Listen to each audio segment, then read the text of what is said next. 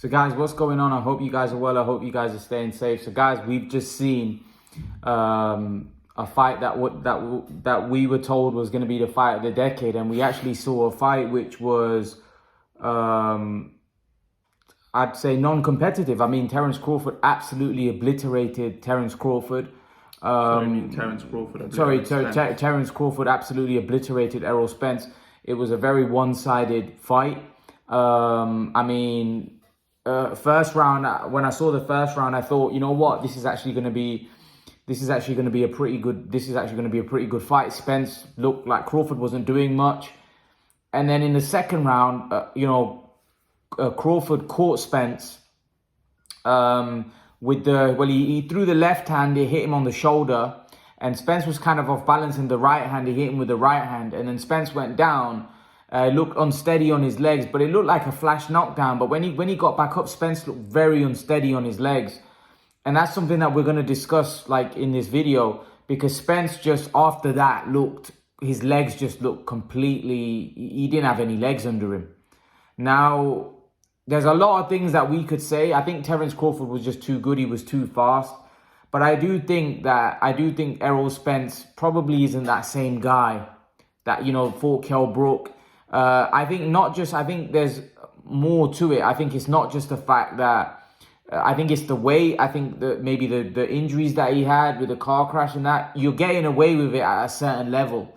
But I think when you come up against someone like Terence Crawford, which is, he's on a different level to anybody else, right? Those little things count. And Errol Spence was so badly dominated in this fight. It was like, it wasn't a competitive fight for me. It was a non-competitive fight where Terence Crawford absolutely took him apart.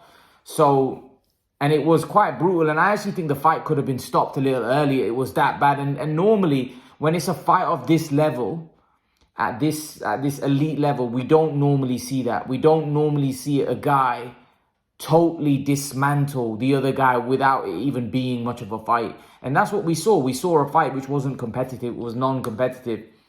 And Terence Crawford just took away his jab. He was just faster. He was quicker. He was sharper. He had better IQ. Spence at times was swinging wildly, like he was throwing just shots. Like, after about 4 or 5 rounds, there was no snap in his shots.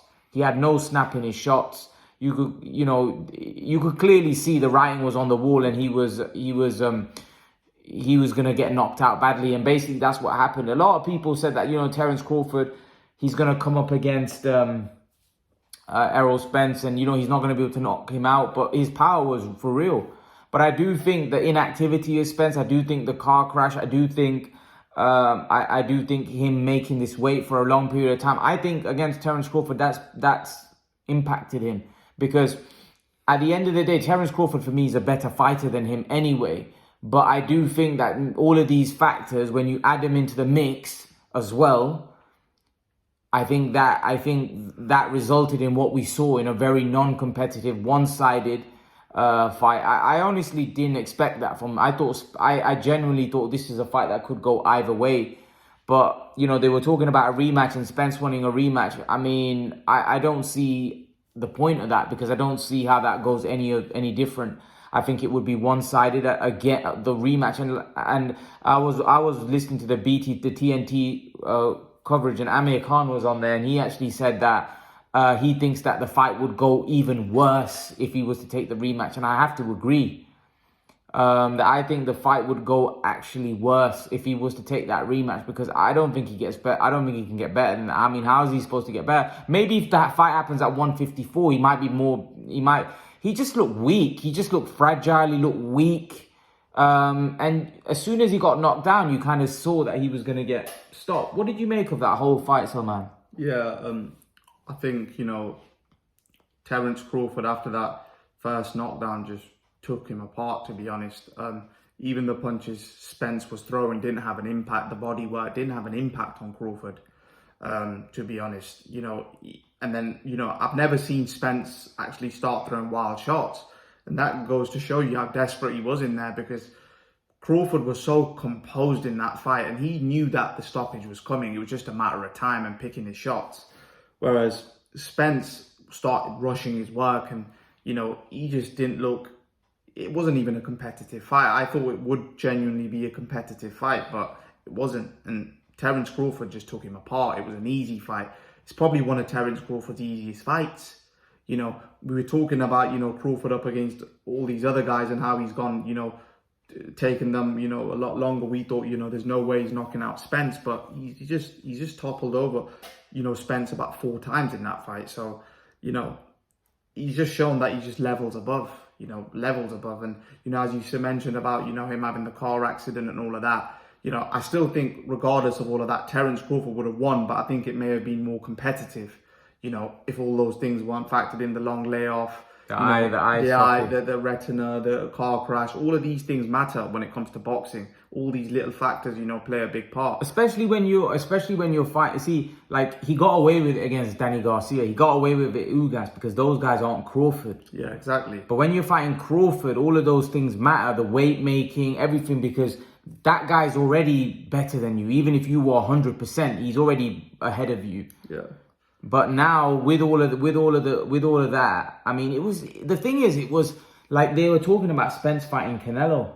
I mean, on that, I would say Canelo would knock Spence into another dimension. The problem is obviously with that, that's obviously, you know, a fantasy fight, you know, PBC would have wanted to make if he had beaten Crawford. But after that performance, he has to, you know, consider his career, you know, consider what he wants to do moving forward, because you can't get beaten up like that too often, you know. Otherwise, you know, your you'll never be the same. And, you know, they said that he was never dropped before, and Crawford's toppled him over 4 times. And, you know, I don't think when you get beaten like that, you'll ever be the same. I don't think Errol Spence will be the same moving forward. But the thing is, he's 33 years of age. He's had serious injuries, you know. He's had some serious life-threatening sort of incidents in his life. And then obviously this was damaging. I mean, he got battered. He's made a lot of money. You know, he's become a unified champ. Some people may even say maybe he should probably consider retiring. Look, I would like to see Spence in the sport. I feel like a lot of these fighters of today, we haven't really got to see much of them because they've been so inactive. You know, with Spence, it's just sad because I had someone like Keith Thurman even. I mean, they're such great fighters, but unfortunately we didn't really get to see a lot of them. And Spence as well. I mean, he got obliterated in there tonight. I can't believe it. Even the other welterweights are out there, like Boots, Keith Thurman and stuff. I don't think that, you got to realize Crawford's now achieved everything he wanted at welterweight. He's not going to stay here. He's going to go to 154 and try to become undisputed there in 3 divisions. Because Crawford, you know, as he said, that I want to win this fight and then I want to move up to 154. They may meet again. I think what should happen is maybe not make that fight right away and maybe let them both go and win a belt at 154. And maybe, who knows, they could do it again there, because Jamel is moved up. You know, he's moved up. He's going to fight Canelo. Now, whether he might come back down, if he loses to Canelo, he might come back down. That's going to be interesting to see what happens there, because obviously if Spence is going to move up at 154, if Spence is moving up to 154, it's going to be interesting because Charlo's the one that holds all the belts there. Yeah. So how's that going to work? You know, plus they've got the same trainer. So I personally think that, you know, Charlo needs to obviously fight Crawford. I think they should just go straight into it, because obviously Jamel's going to want to obviously, you know, take revenge for Errol because he's a stablemate at the end of the day. So I think they should go straight into that. And personally, if I'm going to be honest, I think that's a lot better fight than this, if I'm being honest. But obviously Jamel's fighting Canelo, so we don't know what's going to happen. The thing is, that's a dangerous fight for Crawford, because Jamel can really punch. Yeah, but obviously Crawford's he's looking for greatness, and also with the Jamel fight, Jamel won't be unsteady on his legs. Not like that. And the thing is, with Jamel's obviously become undisputed and he's a lot more active. But look, we have to see what happens to Jamel after Canelo. Yeah. We don't know what's going to go on there. You know, if he beats Canelo, he's not going to want to fight Crawford. Let's be honest. Well, why is he going to fight Crawford if he beats Canelo? He might retire. Yeah, you got to realize that. So the thing is, Crawford, you know, the belts might be fragmented at 154. So Crawford might want to pick up all the belts. I don't know what Crawford wants. So Crawford might retire. What else has he got to achieve? Yeah, he could retire. You know, he might want to become undisputed at 154. But knowing Crawford, you know, he wants to fight. He's going to want to fight. He's definitely going to want to continue. So certainly after that performance, that was a dominant performance against a guy that, you know, a lot of people were saying that, you know, even including myself, you know, that, you know, can Bud hold a shot from somebody like Spence, a big welterweight? He obliterated him. But obviously, you know, as we've seen today, it wasn't even, you know, Spence's shots weren't even having any impact. So I think that, you know, he's passed the chin test that, you know. The thing is, Spence didn't even land much. Yeah, exactly, because obviously great fighters don't allow you to land much. That's what the beauty of it. That's the beauty of obviously great fighter. But honestly, I'm very disappointed in this fight in terms of. I'm left a bit dejected, to be honest with you. I don't think the fight like from what we expected and then what we got. I mean, it wasn't really. It felt like the Mayweather-Pacquiao felt a bit the same, where we got it and then the fight really didn't live up. And I feel the same for this, that the fight just did not live up. Yeah, because it was just one-sided. Both fights were one-sided. You know, Crawford obviously battered. I think what we needed, someone like Crawford, we needed Mayweather, a Mayweather-type fighter, or a Prime Pacquiao. Those were the two fighters really that you can't really look at it like that though, because obviously every fighter, you know, those fight guys fought in their era, and you know, these guys are fighting in this era. But obviously, yes, you obviously can't compare the level of skill that Pacquiao and Mayweather had to, you know, in terms of, even if you compare the feet work, you know, the skill level, the IQ, they were a lot ahead compared to Spence. I'm sorry, but you know, it's clear to see in there, you know. Spence is, as you know, even Timothy Bradley said that, you know, Spence is a very good, fundamentally sound fighter, but when he comes up against a special fighter, he'll always come second best because he just doesn't have that. He's a fundamentally sound fighter, but if he needs to change his game up, he's not going to be able to do it because he just knows one way of fighting, whereas Crawford knows 2-3 different ways of fighting. He can adapt his style based on the opponent, you see, whereas Spence wouldn't be able to do that against a special fighter. I'm just shocked at how this fight played out, how one-sided it was, because nobody saw that coming. Nobody saw Spence getting totally squashed like that. I mean, he got totally hammered. Yeah, but that goes to show level of, you know, Spence's level of skill. It just wasn't on the level of Crawford. That's why he got crushed. If his level of skill was there, even after the second drop down, he would have made it a competitive fight in the end. But because of his lack of skill, and look, right, Crawford was so quick, right? He was beating Spence to the punch all the time, and then he was just 2-3 quick combinations, and it was just Spence's legs were wobbling every time he was getting hit, every time, you know. Whereas Crawford was so composed, even when Spence was hitting him, he knew that, you know, he just knew what he was doing in there. He was a master in that ring today. He knew what he just completely dominated Spence. It was a pretty one-sided fight. It wasn't. You know, if you were to look at that fight, it was like, you know, a grown man fighting a kid. It was so bad. That was a brutal, you know, performance from, you know, Terence Crawford. Yeah, I'm like, still I can't get over the fact that what we just witnessed. And Crawford was brilliant, man. He was so good, so fast, so sharp. Now you obviously question, can he do this at 154 and do this to Charlo? Can he do the same thing? At 154, there's not many fighters there. I mean, who's there? There's just Charlo. Castano. There's Castano. But I mean, those aren't fights. I mean, Crawford's now undisputed in 2 weight classes. He's done it all. Why does he? I think obviously him and Charlo have back and forths and stuff or whatever. I think obviously they should fight Charlo and, you know, Terence Crawford. But Charlo's fighting Canelo, so you don't know what's going to happen there. You know, Canelo might put a beating on Charlo where Charlo might not be the same. So it's you know, who can Crawford really fight? There's not really a lot out there. Does Crawford go up to 160 and fight Golovkin or someone like that? Or maybe even that. Who's at 160 now? Charlo, the other Charlo. Crazy thing is, you know what really shocked me is the fact that the size difference wasn't even that much, and how physically strong Crawford was.